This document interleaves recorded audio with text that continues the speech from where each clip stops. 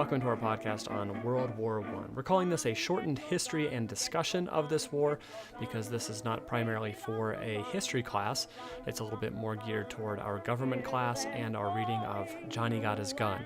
So we wanted to give a little bit of background knowledge on this war, clarify a couple things, and set us off on our reading. So here we go. So the first thing we want to mention is that this war is not the war with the Nazis. That is going to be World War II. So if that's what you're thinking is going on in World War I, go ahead and suspend that and wait till we get to something with World War II.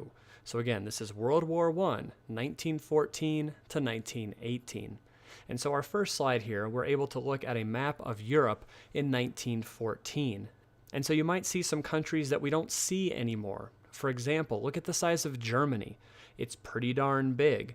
So the Germany of today, of 2014, is not as large as it was in 1914, and as we go through this, you'll understand why. Additionally, we see the country of Austria-Hungary. Again, this does not exist after World War I, and again, we'll explain why that is. But go ahead and kind of acclimate yourself a little bit to Western Europe and kind of see where everybody is, and we will explain how this map changes after World War I. So some things to talk about to get us started here. We want to talk about causes and the spark. Or a cause of many wars is a long established pattern that affects events over time. So many things are going on previous to World War I that kind of lead to this environment that allows World War I to happen. And then a spark is what actually triggers this war. And so kind of the final straw, the last item that happens that really starts the shooting to happen. So to build on some background knowledge you may have, consider the American Civil War. The idea of states' rights versus the federal government's rights, that would be a cause. The idea of slavery, and can it be legal, should it be legal in the pre-Civil War time, that is a cause. But then the spark is the Confederate attack on Fort Sumter in April of 1861. This is what really starts the shooting. But if it wasn't for all the things that were hiding out behind the scenes, such as slavery and states' rights issues, the Civil War may not have started with this spark. So a cause is a long-established pattern that eventually leads to the war when a spark triggers that. And so we have those causes in place as we look at World War I. And one is the idea of militarism. And so many nations in Europe around this time, in the early 1900s, were focusing on the idea of building up their military or military resources. The factory system was relatively new. We have the Industrial Revolution that allows factories to create a lot of stuff pretty quickly. And so many of these nations chose to focus their factory making on military goods. And so think about it. If a country has a large military just hanging out waiting to be used, maybe some of the leaders want to test that military and see how it does against other nations. Another idea that is floating around here in the early 1900s is the idea of nationalism. And so this is intense pride in one's nation. Another way to say it is it's patriotism to the extreme. It's not just pride in one's nation, it's pride in one's nation and that nobody else could even match up at all against them, because our nation is so much better than everybody else, and the desire to prove that that nation is so much better. And again, while we are talking about World War I, a very clear example of nationalism comes in the form of the Nazis of World War II, where the Nazis basically said, not only do we love Germany above all else, but we are so much better than everybody else, we're going to go ahead and put you down, destroy you, and show you that idea. So again, nationalism, kind of the idea of patriotism on steroids.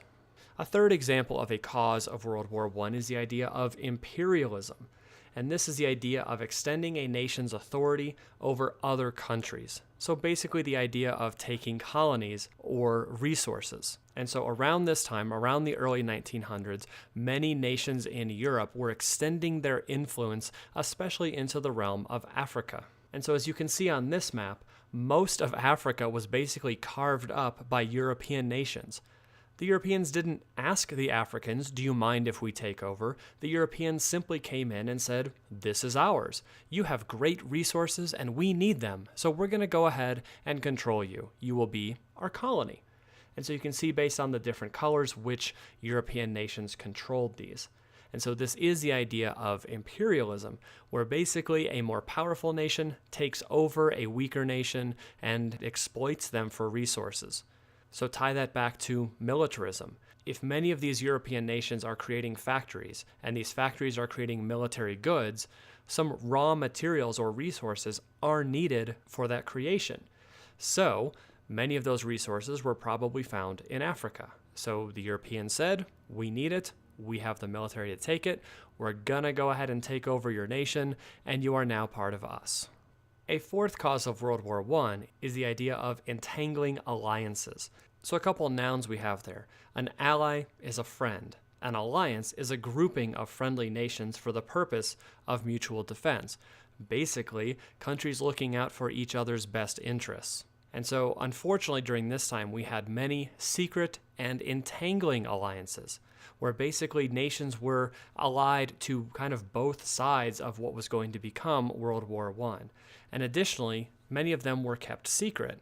So if a smaller nation picked on another nation, or vice versa, they may not know what they're getting into because they don't know who that country is allied to. Because A, they were secret, and additionally, many of these were kind of overlapping and entangled. So some examples here. Ultimately, we're going to have Serbia come to the forefront of importance here, and Austria-Hungary come to the forefront of importance when we talk about the spark of World War I. But as you can see here, there are many alliances between some of these nations, between Austria-Hungary and Germany and the Ottoman Empire, and between Little Serbia and Russia and France, and then Great Britain and eventually the United States. So even though, as you'll see when we talk about the spark of World War I, which is an assassination in Serbia of an Austria-Hungarian leader, once Serbia is looked down upon and potentially attacked, then all of a sudden you have Russia, France, Britain, and eventually the United States all getting in on that side. So these alliances may not have been publicly known. Additionally, they were pretty well woven together so that any country picking on one is going to be picking on a bunch. So if you take all of these causes that are going on in the early 1900s and kind of on the eve of World War I, you have countries who are basically saying, we are better than you. And we are better than you because we're going to take you over and we're going to exploit your resources. We have the military to back it up. We have the nationalism to just kind of drive why a country might do that. And we have the potentially entangling alliances to back us up if we feel like we are ever threatened by some other opposing force. Those are the long-term causes of World War I. But let's take a minute and talk about the spark. So go back to our original map of Europe in 1914. Here is the spark that really starts World War I into motion. In 1914, Archduke Franz Ferdinand was from Austria-Hungary. He was basically next in line for the Austro-Hungarian Empire's throne. He visits Serbia, which you can see is a smaller country to the south. While he is there, he is shot by Serbian terrorists. Basically, they ambush him, they throw a grenade into his car, they take a shot at him, and then Franz Ferdinand, he and his wife, are eventually killed. So we're not going to go into all of the chain of events that happen after that spark. But in effect, Austria-Hungary demands an apology from Serbia. Serbia says, no, I don't think so. Some notes are exchanged, some ultimatums are given, and eventually Austria-Hungary declares war on Serbia. What happens there, all of these different causes get brought into play. Since Serbia was allied with Russia, a major European and Asiatic power, then all of a sudden Russia's in on the side of Serbia. And since Austria-Hungary is allied with Germany, all of a sudden Germany is brought in on their side, and then it grows from there. And so we have all these different alliances quickly bringing countries in to both sides. And so who are the two sides that are in effect fighting in World War I? We have what are called the Allied powers, or the Triple Entente, which basically means group of three allies. So let's look at the two sides that end up going head-to-head during World War I. On one side, we have the Allied powers, or the Triple Entente, so a group of three allies. Those become United States, Great Britain, and Russia. But they are also allied with France and Serbia. They are then fighting against the Central Powers, and they kind of derive their name because they're in the center part of Europe. And the Central Powers are made up of Austria-Hungary, Germany, the Ottoman Empire, which is now basically Turkey, and Bulgaria.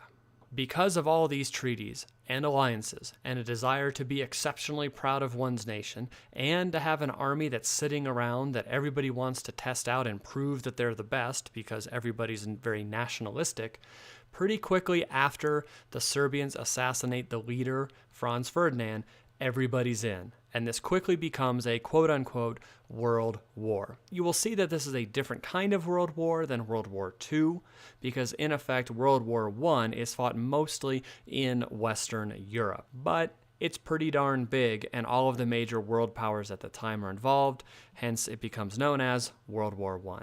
Now, the US did remain neutral in this war until 1917. So while the war starts in 1914, the US stays out and stays neutral until basically the last year of the war.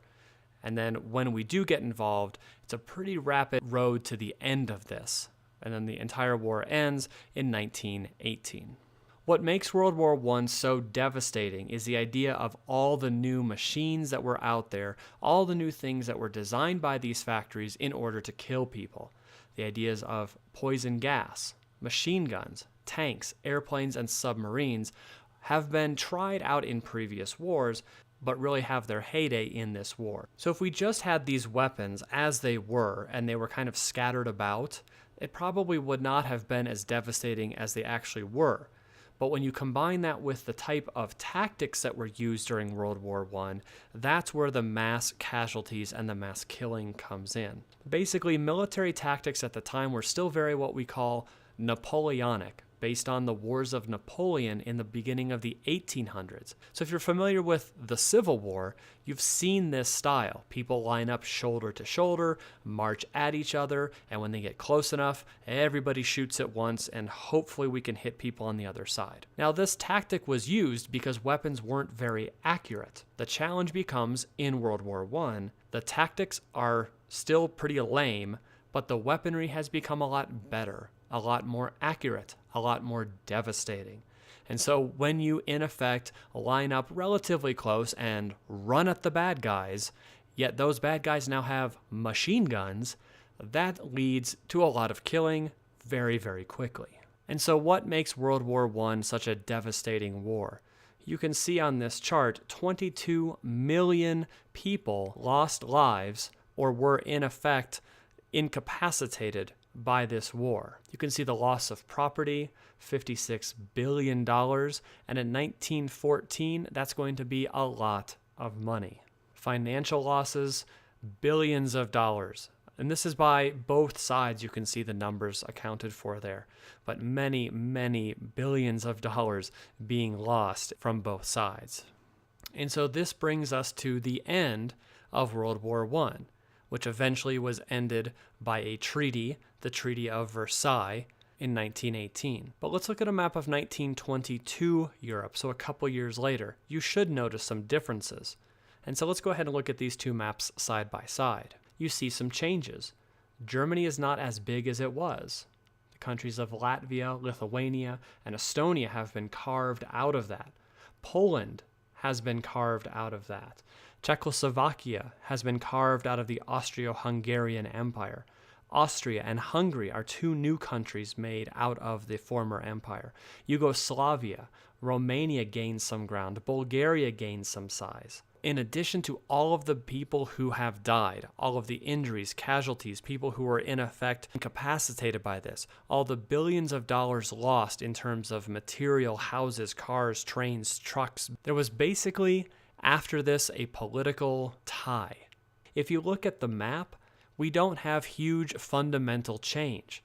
Basically what was going on in 1914 continues in 1918 and basically into the 1920s. So if you look at this and try to justify it, how could you justify 22 million people giving their lives for a tie? And not just a tie, but a vicious tie. A tie where the land never really changed hands, where people died in the most gruesome ways, from machine gun fire, from trench warfare, from poison gas. It's a hideous blight in history. The conclusion we are left with is that pre-World War I, there were some devastating causes going on. Nationalism, imperialism, powerful militarism was on the horizon. The spark of an assassination brings everybody into this war. 4 years later, very little has changed in terms of the boundaries, but 22 million people have lost their lives on both sides. So it's very hard to justify this war when so many people died, in effect, for a tie. And so we could go on and discuss how this leads to other elements in history. But for the purposes of our class, we're looking at it in terms of our reading of Johnny Got His Gun, trying to give us a little bit of background knowledge about this war so we can better understand why the author might set this piece in this tragic war of World War I. If you have any questions on this, definitely bring those into class. Otherwise, thanks so much for listening, and we will see you soon.